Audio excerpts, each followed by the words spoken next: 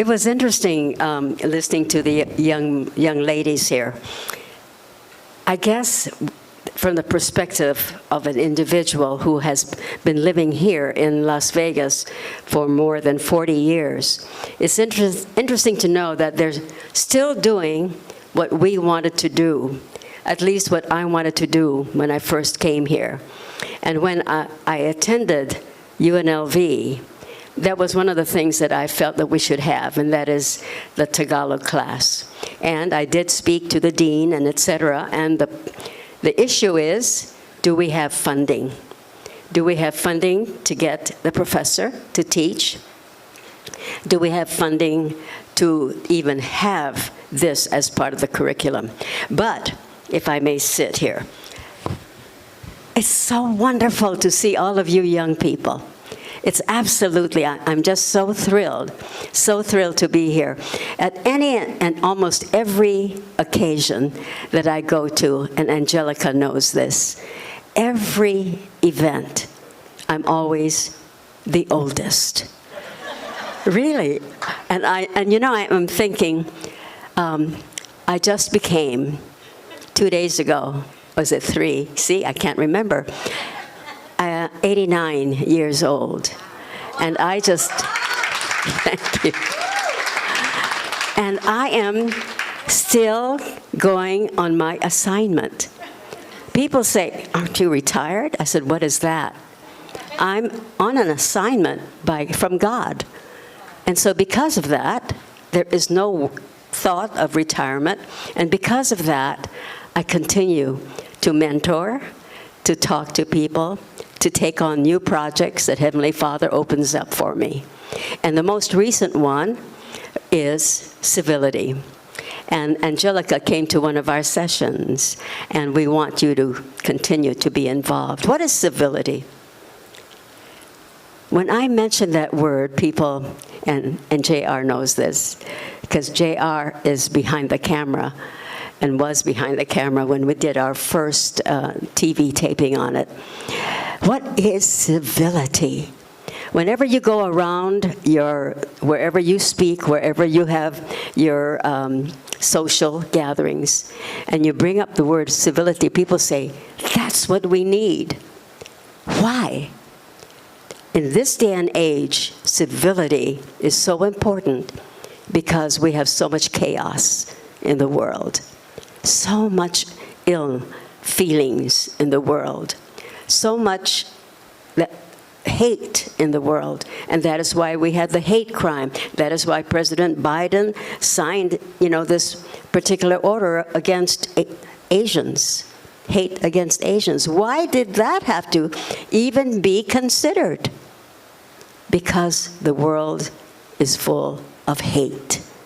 And there are so many people that don't understand what real love is. And that's one of the things that I am on the mission, is to spread the word of love. And civility makes it easier because civility opens doors. I cannot go to the governor and say, Governor, I'd like to come and talk to you about Jesus Christ. I'd like to come and talk to you about God. And he'd just look at me and say, what are you talking about, Rozita? We don't do those things. But I can go to him, as I've done with several of the officials, and say, I'd like to come and talk to you about communication health, how important it is that we would be able to communicate with one another. Your employees, there are many times when they have differences amongst themselves. And if you can get them to come and sit at the table and to discuss what it is their feelings are, that's civility. Civility is bringing people together at the table and in a safe environment and talk about their feelings, about what is going on in their lives, in the job, or wherever it is. And at the same time, because we are able to talk about being civil, talk about being love, I am bringing the love of God. within that environment. And so that is what I do, and I love doing it, and JR knows that. And you know, JR, that is going to be published soon, let me tell you that. He's waiting to get it out into the air because I am the voice of civility. And that is what we all need to be able to do. When I first came here into Las Vegas, there were only 325,000 people. That's the population. And that was in 1979. And of that population, there were just a handful of Asian American and Pacific Islanders, and just a few Filipinos. And I was talking to Angelica here about the statistics. You and I are AAPIs, are we not? Yes. Are we not? Yes. And we, and I heard this in the discussion, we need to make a stand. We need to let people know that we are here and that we count. We count. We have a voice. And that's one of the things that I teach, and that's part of civility. But let me go back to when I first started being involved in the community. One of the things that my father taught me is that whenever you see anything that you feel is not right, that is going on with your playmates in school, you must speak up. Speak up. Talk to them or talk to your teacher. Or when I got older, it was speak up. If you see some injustice, don't be afraid. Speak up. In this organization, as a group, you can speak up. You can be known as a group that speaks up for justice. You can be known for a group that decides to teach and learn Filipino. And another mission that I'm on, I have so many missions that I'm on, but it's this, and forgive me for those who are non-Filipinos. I have always wanted to elevate the Filipinos, not only here, not only wherever I am, but to elevate the Filipinos in this world, because we are a fine, chosen people. We are a fine, chosen people.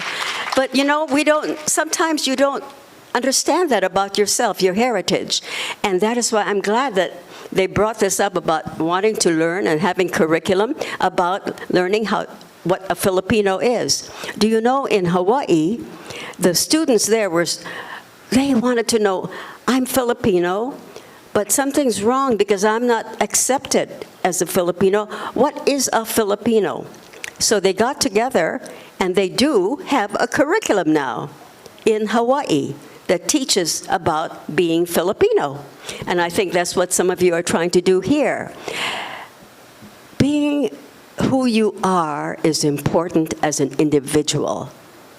God created you for a reason, planted you where you are, and you need that voice to speak up. Be proud of who you are. In all the speeches that I make, yes, civility is important to me, but I am proud to be a Filipino.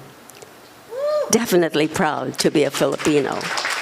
And when President Obama, when we got together finally, when he nominated me and I became an advisor on his advisory commission, he knows I'm Filipino because I tell him so.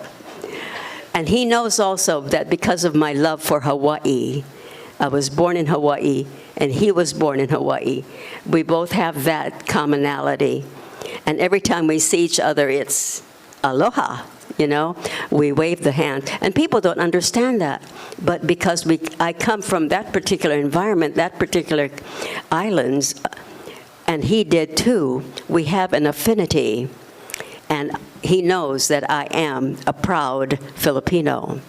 And I tried during the time that I was with him to be able to put my ear down to the ground to listen to all of the people that I came across. And whenever we had town halls, we'd have town halls to listen to the issues that all of the AAPIs had. And then we, who were on that advisory commission, were to talk to him and tell him what the issues are. And we needed representation. And so for our group, we were able to get something passed, and that is every agency in the government is to have among its leadership an Asian American Pacific Islander on the staff. Someone who is paid, someone who is respected, someone who is able to give his or her talent. And we have them now. We have them now in Washington, D.C., and so we're so very happy. And one of these days, one of you who is here, that wants to be on the Asian American Pacific, Asian American, now it's been changed, Asian American Native Hawaiian Pacific Islanders, if you want to be on that commission or to be on that initiative, make your wishes known. Speak up and let them know. I did not. I didn't speak up, because when this came up, it was started with President Clinton. And it was during his time that we had the first AAPI commission. And then when President Obama came into office, he then wanted to have that happen. But it was not me. I did not put my name in, but it was others. It was others who put my name in, and it was then that the White House attorney called me and said, this is Attorney Michael and from the White House. And I said, sure. Hi, how are you? I thought somebody was pulling my leg and was just kidding. And he said, no, Mrs. Lee, this is, and he gave me his name. And I am calling. President Obama has nominated you. So that came as a wonderful surprise for me. And when I said, yes, thank you very much, I accept the nomination. And then, of course, I had to go through the whole process of being vetted. And that's what you all need to do. Be prepared in whatever you want to do. Have your bios ready. Have your finances in order. Be prepared if you would like to ever be in high office, because these things will be looked upon. You will be vetted. And that's one of the things that many people forget. And if you don't have your bio, if you don't have all of those requirements, how can they consider you? They can't. And Jerry and I were just talking about that earlier. When one person wants to be something, but has not done anything about it. So what can we do? Nothing. You have to be interested. And that's one of the helpful hints that I'd like to give all of you. I'm sorry. I wasn't prepared for that. When the attorney called me, I didn't have my bio. I didn't have any of that. But he says, please get that ready and send it to me. And I said, I'm going on vacation. And that was when I was going to Hawaii. And he said, well, whatever you do, send us that information. So when I was in Hawaii, he called me. Can we have your bio, please, as soon as possible? And I said, oh, okay. So I went down the hotel to the office and typed it all up, sent it through. And I thought that was fine. And then I got through and I came home. He called me again and he said,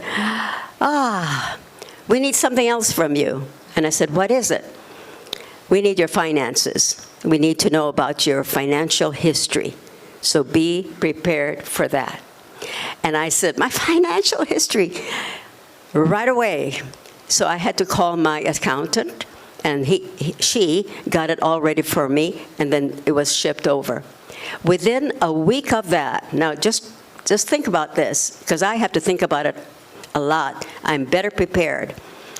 Within a week of that, when they received the last piece of information they needed, he called me and he said, we've never done this before because it takes months in some instances to vet a person. But it was within a short period of time, within a month, that they vetted me. And he said, pack your bags. You're coming to Washington, D.C. to be sworn in. That was such a wonderful surprise. So the Lord always, in my instance, has always been there for me because I always ask him. I have that communication with him. But be prepared in what it is that you want to do. Know what your purpose is. When you know what your purpose is, life is so much peaceful, so much more peaceful. And it's something that you would love just being who you are. And that is why at the age of 89, I am happy being who I am and being able to speak to all of you. I'm now on another venture of civility. But on top of civility, I have just been given the honor just over the weekend of being appointed on the World Organization of, see, it's so new, of Natural Medicine, the Organization of Natural Medicine. And so I am on that board, and I am doing that, and I'm going to be traveling around the world because that representation needs to be done, where we work civility, which is communication health, into that natural medicine arena. And I really would like to thank you all for listening to me for a few minutes, and if you have any questions, please ask me, because I try to answer whatever questions come up. And I know that there are many questions that come, and I'm so glad that I'm able to continue to mentor a lot of people. And I'd love very much to get to know all of you a little better. And thank you, Catherine, for talking to me and inviting me.